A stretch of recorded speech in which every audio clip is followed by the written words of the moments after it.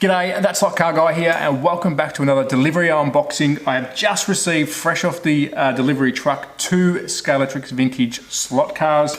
Yes, F1, but I'm going to do the unboxing and we're going to do a tear down on one of them because it actually complements one of my favorite pieces in my slot car collection. What is it? Stick around, let's unbox and do a tear down together.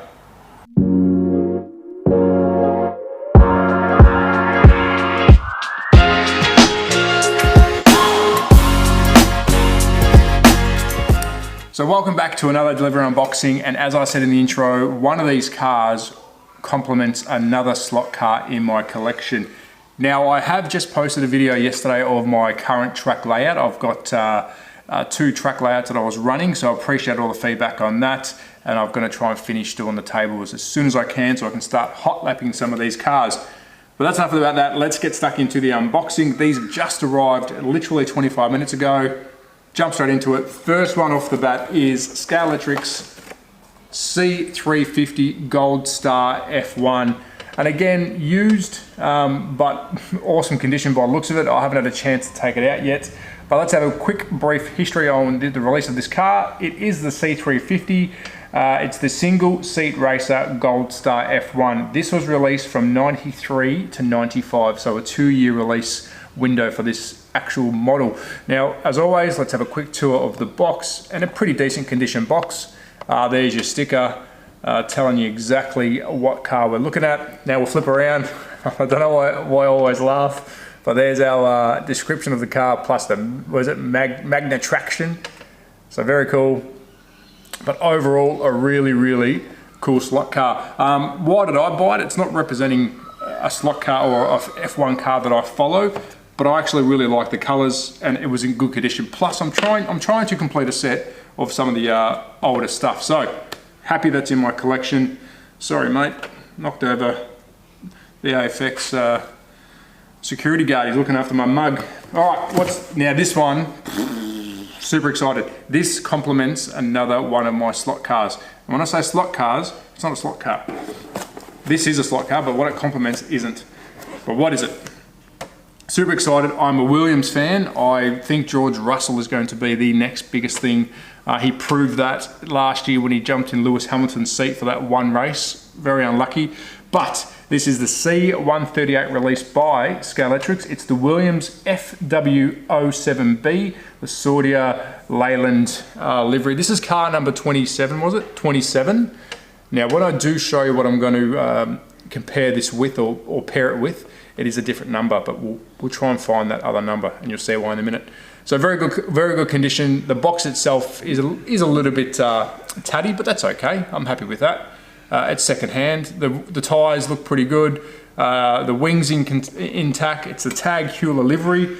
Now, this was released from 81 to 89, so it's an 8-year period. Now, what am I talking about? What does this marry with?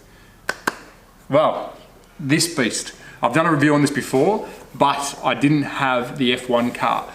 The Juggernaut road train by Scalextric, and as you can see, I don't want to make any rash moves, but as you can see on the decal on the side of this truck, there's the #1 Tag Heuer Williams F1 car. As I said, this is the 27. I don't have the 1, but let's see how this sits in the back of the truck, and let's do a joint review on both of these.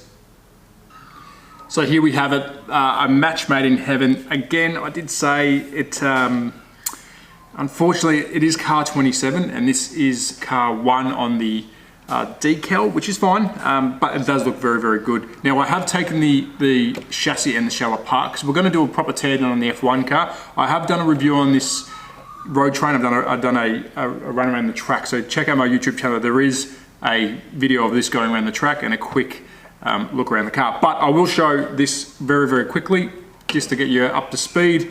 It is the Juggernaut road train. There's 2 that come in this set, a yellow and a red. I had the opportunity to buy the red, but unfortunately the seller wanted to keep it, which I completely understand that. And if I show you the box at the front, you'll see that there's a red and a yellow. And there you go. The yellow will not fit a car in the back, so my one will not fit this slot car in the back, unfortunately, but the red, I believe, you can put a car on that back trailer.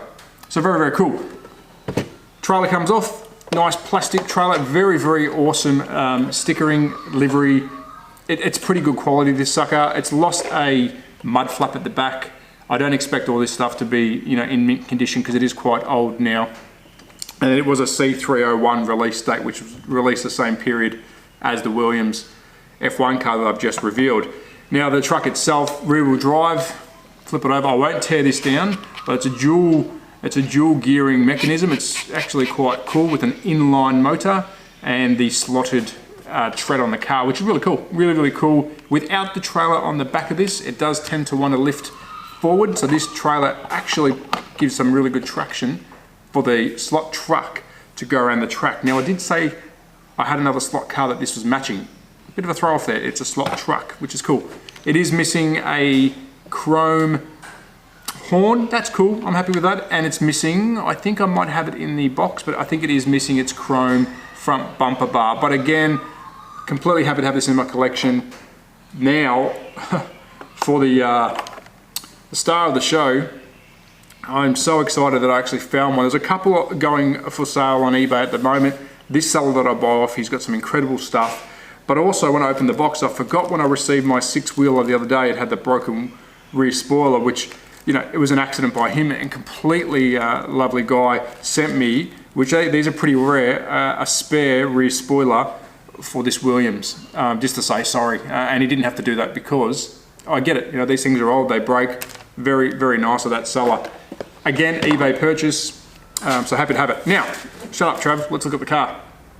Let's take a tour. You're gonna see everything's a bit wonky because I have taken off the screws, and as always, I'll tell you how many screws. It took 5 screws to get rid of this shell off the chassis, and I'll flip it over, and you've got 1, 2, 3, 4, and then one on the front spoiler, or wing, sorry, being 5. So very easy to tear down compared to today's F1 cars, which some are quite tricky. Now there's a little bit of yellowing on it. That will happen with white plastic, so it's a little bit of yellowing. I think that might be the glue on the back of these stickers or similar that might be discoloring the plastic itself, because the dirt and stuff will get underneath it, the smoke, the residue, which will make the yellowing color. So if you peeled those stickers off, if they are stickers, I'm guessing they might be, it'd be probably bright white like that rear spoiler on the rear. All right, so Tag Heuer, I love this livery, I really do. I love this era of slot cars, big fatties on the rear, nice skinnies on the front. And again, I'm a Williams fan. I love the underdog theory. I mean, back in the day, Williams wasn't an underdog, but today they are. But I love the comeback story. And again, driver is painted, nice yellow helmet, orange jumpsuit, all one mold. And we've got a bit of engine work happening underneath, but let's spin around, look at the chrome section of the car, which is the rear. And then I'll flip it over upside down, and we've got the guide at the front. It is an inline motor, a rear wheel drive car. Now let's separate this puppy from each other, and everything's gonna fall apart now.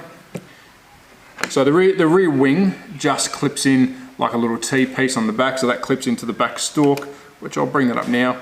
So there's your engine cover, which sits across the top of the engine, and the top of the gearing, and then your wing clips on top. So pretty genius. I mean, it's got a fair few pieces to this slot car.